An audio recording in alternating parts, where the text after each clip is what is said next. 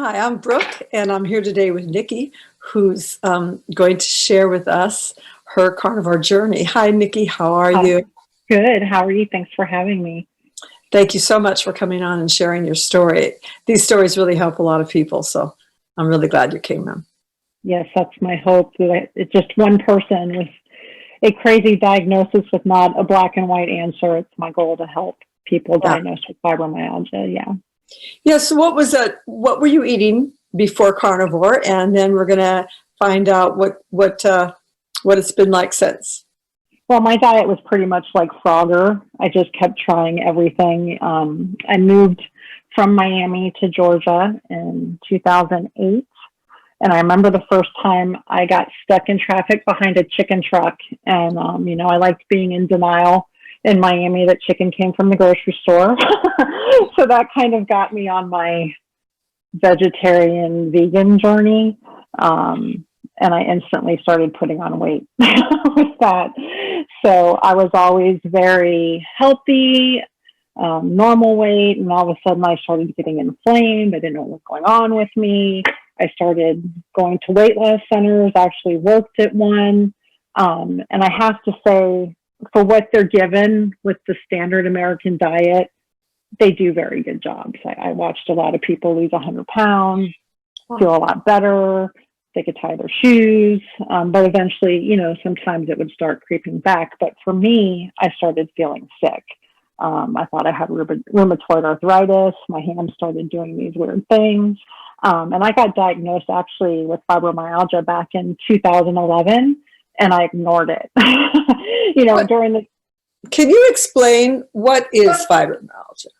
it's not really autoimmune. It's just a disease that takes over your body, your mind. I had a lot of anxiety. I had a lot of depression, no energy whatsoever. Like I went from a bubbly, everyone thought I was so fun and outgoing to I just wanted to nap like all of the time. Lots of pain, insomnia. You have that crippling anxiety, but you can't sleep and all you want to do is sleep. It's just many things. But like I said, I ignored it in 2011. So I got diagnosed again at the beginning of this year. My body made me listen to it this time. That whole time in between 2011 and now, I had infertility issues. I finally did have my son at 43 in spite of all of it. God wanted me to have this precious boy. So I'm a 49-year-old with a 5-year-old. Oh, that's great. I got married last year. I am a successful co-parent with my son's father.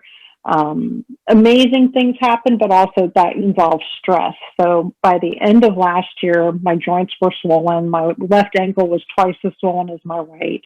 My whole body was inflamed. At this point, I'm eating whatever. I'm eating meat, I'm eating vegetables, I'm trying everything. The documentary that I just watched, oh, that's going to work. So many things. And I didn't know what to do. And it was actually a nurse practitioner that diagnosed me with the fibromyalgia at the beginning of this year. How do they diagnose this? Is just with a list of symptoms or? A list of symptoms, and it's a hard diagnosis. She's familiar with it. She asked me if I ever had mono in my life, and I did. The token my 16-year-old boyfriend gave me mono, and so that antibody stayed. And so she kind of knew what tests to run, and she had seen it enough. So I felt like I was blessed that way because in 2011, I really felt like they just diagnosed me with it because they didn't know what to do with me. And there wasn't a lot about it, so I kind of didn't really believe I had something going on. But this amazing woman, this nurse practitioner that diagnosed me with that, she said she planted the seed. I want you to eat more protein and less carbs. And that's unheard of, to go to a doctor's visit and have anyone kind of suggest that. So I was blessed that way and hopped onto YouTube and started doing my research and found, this community as well. And just started really playing kind of keto first. I really enjoyed Dr. Boz because she's do this. And I'm like, I can do that. Like, hand me a shovel and tell me what to do. And I can do it. And I started feeling better.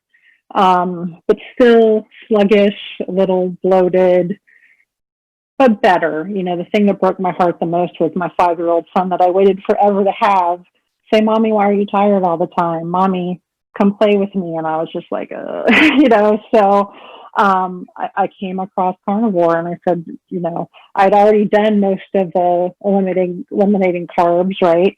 So let me try it. And within a week, it was the best night's sleep I'd ever had. I wasn't crippled with anxiety. And I never understood that. I had that all along. You know, it just came across as I'm someone that looks like worst case scenario, fear. And it, like I said, that's not who I was. So now I have this like, everything's going to be okay. Like, well, that's not fun getting that news or, you know, whatever, but there's a solution for it. And that is a gift for, you know, the antidepressants that I wanted to be put on, you know, doctors said I had to do this. Just don't be sad. Get up and keep going. Rah, rah, rah. And I was literally the cartoon character that ran up to the wall and slid down it. Like I didn't know what else to do. So I want to ask you, so is that a typical symptom of fibromyalgia? Is that it's horrible. It's hard to say too, right? Is that a typical symptom? This kind of free-floating anxiety?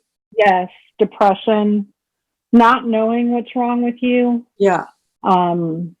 Everyone, you kind of think you're crazy because they've run all your blood work and there's nothing wrong with your thyroid and you're not in adrenal fatigue, whatever that is. And I went down that road, you know, like it has to be something. It has to be something. And it was, but since there's no black and white test for it, that's where it gets confusing. And with no black and white answers, there's not a diagnosis and a cure, you know. And I'm not a doctor and I can't say this way of eating has done that for me, but it's really helped me with my relationship with food because when I started putting on weight, it was more of a vanity thing for me as well. But now I just wanted to feel better. And with feeling better takes off the stress of worrying what I look like. And I think I look pretty, like I'm going to be 50 in 4 months. And, you know, I feel like I'm going to be in the best shape of my life. I have energy now and you can't see it, but I have a Peloton bike right here. I work out every morning. I play with my son now. And that's just a gift that I can't replace. That sounds life-changing. It is. And so it sounds like what you shared with us is that the transition was pretty relatively, you know, seamless for you. And, right. And you noticed a difference pretty immediately after removing plants from your diet. I mean, I've had my speed blocks. You know, my husband, I'm really hoping just to live by example. He's an insulin diabetic, but he's also in very good shape. Like he just went on a 40-mile bike ride yesterday and he mountain bikes and he works out, and you wouldn't know to look at him that he struggles with that. But he's one of those you have to eat carbs to go work out kind of guy, you know. and I have more energy and finish my workouts now eating this way, you know, than I have in the past. So I'm really, and it's gotten his attention, you know, so I'm hoping all we can do is live by example, right? Yeah. My biggest hurdle is, you know, having a 5-year-old that just started kindergarten, and I watched them send him home with half a gingerbread house the other day and Cheeto stains on his fingers. Like that's, you know, that's what my struggle is today. So I'm really hoping to incorporate something where him and I, that little kiddo, we can educate how to be healthier. So. Yeah, what a wonderful gift to have a 5-year-old in your life right now. Yes. Yes. So then it's been, since you didn't have digestive distress at the beginning and you sort of just incorporated more and more meat, I'm wondering, what is it that you eat now? What's your typical diet like now? I think I didn't have as much of that distress because I had slowly zero carb done. What I wanted to say was my husband that has to have carbs left a thing of peanuts out over the weekend. And I said, it won't hurt. You know, I'm not going to say I'm perfect. And I felt hungover yesterday. So it is really amazing if you steer off. Right now, I have beef, eggs, butter, pork. I'm kind of weaning myself off of that. I still do coffee. I can't help it. working on that. But at the beginning, I couldn't believe that I wasn't hungry. You know, I can't believe it was 11:30, 12 o'clock when I had my first meal. If you had told me that 6 months ago, I would have, you know, because that was kind of my coping. It was this vicious cycle. I have anxiety. Let me eat something. It'll make me feel better. It made me feel worse. I had more anxiety. And now it's like, oh, I better eat, you know. So I had some eggs this morning and some leftover pork from dinner the other night, and we're going to have steak tonight for dinner. And so I laugh, you know, I'm like, remember when I was a vegetarian? And you know, just, it doesn't work for me. And I remember thinking I was doing everything I could in my best interest for me by eating that way. And I feel great. I haven't gone back to the nurse practitioner yet to get my blood work. I'm curious about that. And I'm just excited that I work with a healthcare provider that'll be open-minded. I know she will, because she kind of got the ball rolling for me, talking about the low carb. Yeah, she'll be excited. Yeah. She's just glad I feel better. I went in February thinking I had COVID because I could barely breathe. And she said, there's nothing wrong with your lungs other than your bronchial tubes being inflamed. My entire body was inflamed from an outbreak, you know, just a flare up of fibro that I was having. So it's, it's amazing. And how do you like the simplicity of this diet? So easy. So shopping is amazing. Now, remember, I still have people in the house. You know, like I shared earlier, I do take care of my mother. She's 80. She's my best friend. So I'm blessed that I can do that for her. But I'm noticing giving her more fatty meats. I'm not having the same conversations with her over and over each day, but she still has things she's used to eating. So between her and my husband and my son, I'm still doing that, you know, separate shopping kind of, but for me, it's just so easy, you know, and it's easy to do if there's moms out there. How am I going to do this? You know, I prep some meals and just have them in the fridge, and nice, simple. Yeah. Let's do a sort of a list of, if you can, because sometimes it's hard to remember just all the improvements, because you forget that, oh God, I used to sunburn or whatever it is. Well, so and that's the thing. I can remember, you know, what I did yesterday, and that was a huge, they call it fibro fog with fibromyalgia, where you just kind of zombie out, you know, and I wouldn't be able to do this podcast because my anxiety was so bad I'd have to sit down and catch my breath. You know, and I would be sitting here fidgeting and, you know, so it's a miracle that I can sit here and even have a conversation, because it was getting that bad. Even trying to read a bedtime story with my child I couldn't catch my breath. You know, it seems like people are just put on antidepressants and things, anti-anxiety pills. Yeah. And I didn't take any anti-anxiety because I knew enough not to take a pill and a pill and a pill and a pill. And the funny thing is, some of the medication that they wanted me to get on before I got the diagnosis were the same pills I take care of my mom's pills every week. And I'm like, it's the same. And my mother's 80, you know, so I kind of just felt like this was the hand that I was given, and oh, well, and it could be worse. I could have something else, and, you know, but no, the energy is amazing. I have no pain. I sleep. That Zen, you know, they call it the zero carb zone. Like, that's insane. The focus, you know, there's a lot of anxiety with going to the dentist right now and stuff. So I did skip a cleaning appointment, but the plaque's coming off my teeth. Like, that was, I don't know if you've ever heard that, but I couldn't believe it. Like, brushing my teeth and the plaque is disappearing. I do feel like my eyes are getting a little better. Wow. It's great. Like I said, the changes I see in my mom, just giving her more fatty meats. Like, she's been getting a lot of ribeyes and stuff. I only have one conversation with her a day now about a certain topic instead of always repeating myself. And so, even I'm wondering if dementia, late stage dementia, is part of that whole syndrome. Right. Well. She has macular degeneration. Mm-hmm. So I think there's part of her that's just like, well, I can't see well, so I'm not. But I see her changing, her grandson probably helps her, we're staying a little motivated, but I have, without really telling her, like, I don't even know if she's noticed I've changed her diet as much, because I'm just feeding her what I'm eating, but also in the veg, because she'll wonder what I'm up to.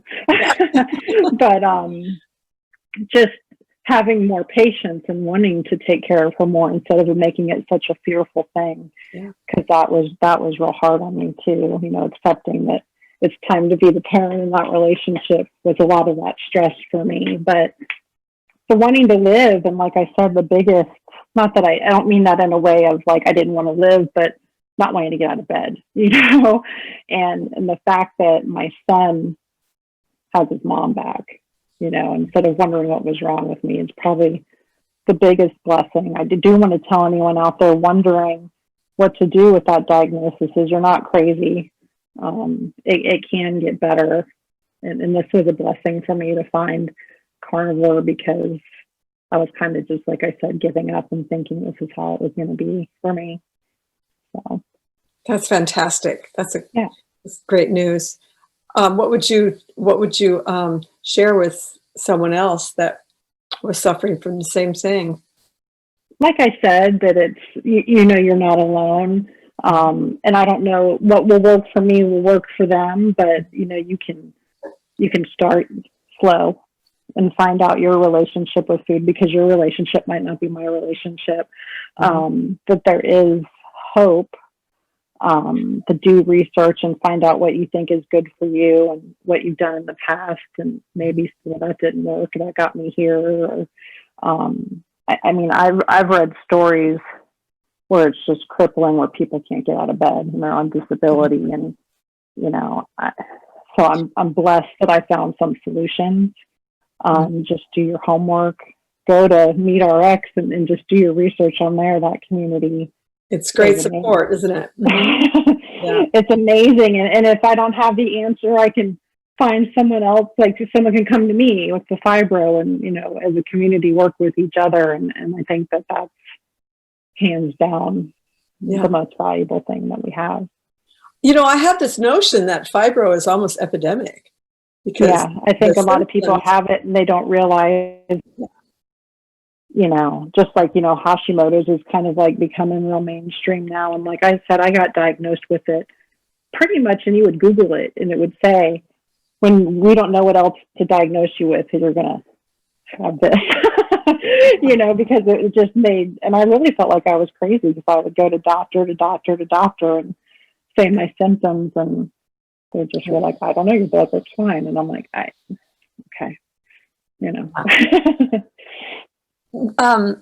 Do you drink coffee?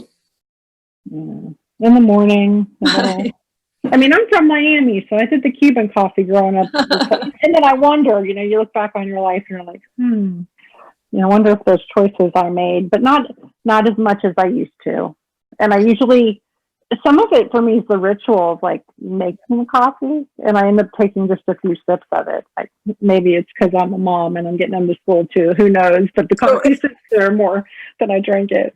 Is Cuban coffee with cream? Well, it depends. Because I'm not there anymore, but used to drink like just high, volume espresso, and it was in a cup this big, and you kind of shake it off after you down it and go on with your day. Very powerful stuff. But yeah, they did have some with cream. I noticed the difference once I stopped using as much cream in my coffee too, because that was one of the last things. So you do you eat other dairy besides cream? Just butter and eggs. Butter. And so you have a really simple, clean, sounds like a really simple and clean carnivore diet with meat. And I don't miss anything. It's amazing. Halloween, the bag from Costco came and went in this house. It was gone. There was 2 pies because we hosted a dinner. And I didn't even want it. I was amazed. I just watched this thing sit in my fridge for a few days, and I was like, I don't need that. Where before I would, that was my medicine somehow. I thought it would help me with my, anxiety or whatnot. And it just never you mean like some Butterfingers would help you with anxiety? Maybe a Snickers, but no. See, I feel like if I had that right now, it'd be so overpowering. I don't even think I'd taste the sugar. I would just taste the stuff. Yeah. Because that's one of the things you asked. My palate's changed.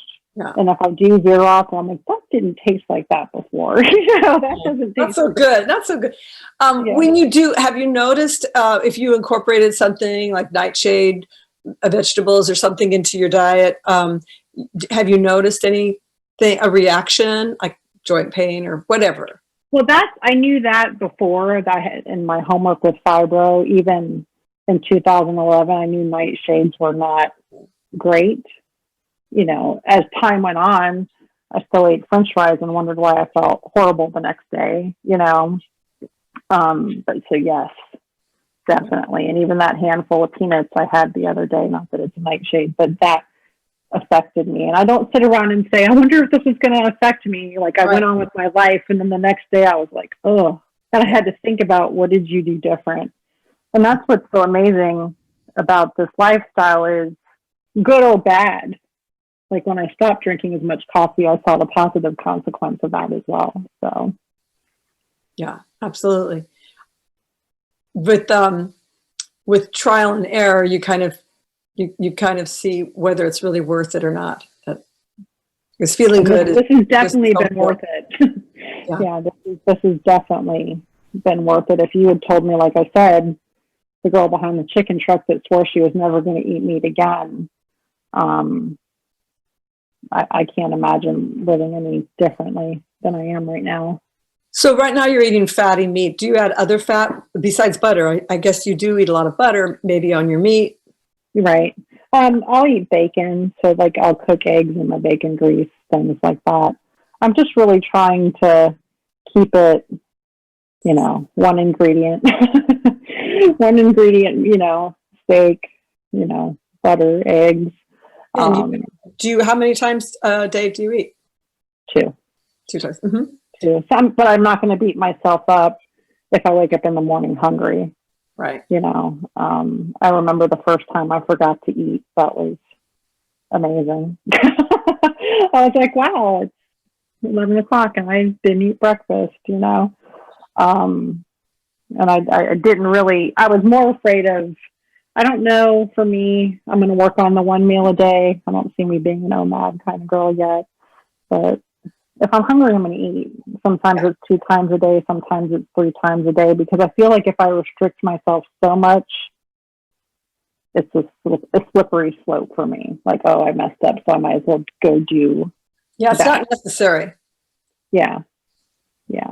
I do know I did a lot of stuff to my metabolism with all of the different changes in my diet. So the weight is just now starting to decline. But from what I read and the YouTube videos I watch, and they're like, don't worry about your weight. You're just going to feel better and that'll work itself out. That's definitely been my case. Where before it was so much about how I looked, forget about how it was making me feel. I had to look like this, so that's been a gift too. And we do that because we think that that's going to make us feel good. No. I mean, we do everything about the way we feel, really. I remember being in my late 20s and eating a Pop-Tart and a Diet Coke for breakfast, and that was fine. It wasn't, but in my mind, I was skinny, and that's all I needed to do. But I feel like parts of your body never forget, and now it's time to make amends. I'm so glad that you found your way to carnivore diet, and maybe the fibro dis-ease ended up being a blessing in disguise for you. It has, and the timing of it, the second time I was sat down and said, you have to take care of this, was a blessing too, and this timing, because we were in quarantine at the time. So I was kind of forced to be here with my body and pay attention. So yes, the second time was a charm for me, I guess. Good for you, Nikki. Mm-hmm. I'm glad for you, and thank you for sharing it with us. Thank you. And take care. Yes, you too. I hope you get out soon. Oh, yeah. I'm glad you're in the carnivores with me. Yes. Thank you very much. Thanks again.